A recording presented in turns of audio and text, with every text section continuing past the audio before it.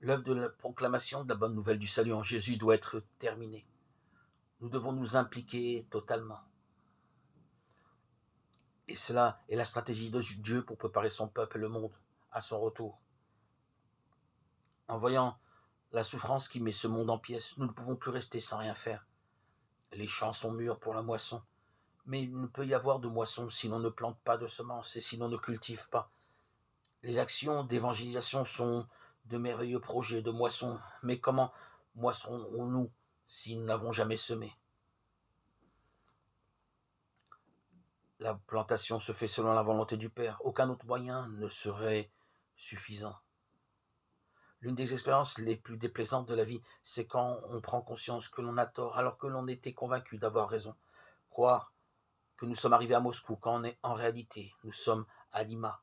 Et malgré toutes les explications, les avertissements, refuser d'évaluer la route parcourue. Il n'est pire aveugle que celui qui ne veut pas voir, il n'est pire sourd que celui qui ne veut pas entendre. Aussi paradoxal que ça puisse paraître, nous risquons de tomber dans le même schéma en essayant d'accomplir la mission. On peut facilement conclure que l'on est sur la bonne voie puisque nous voyons de nouveaux croyants qui sont baptisés chaque année et les statistiques révèlent qu'il y a croissance.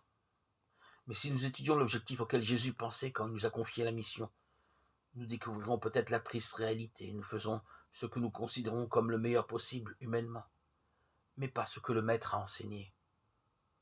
Dans le sermon sur la montagne, Jésus a mis en garde. Ce ne sont pas tous ceux qui me disent Seigneur, Seigneur, qui entreront dans le royaume des cieux, mais celui-là seul qui fait la volonté de mon Père qui est dans les cieux.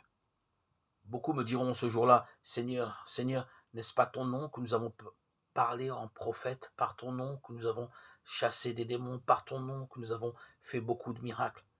Alors je leur déclarerai, je ne vous ai jamais connu, éloignez-vous de moi, vous qui faites le mal. Matthieu 7, 21-23.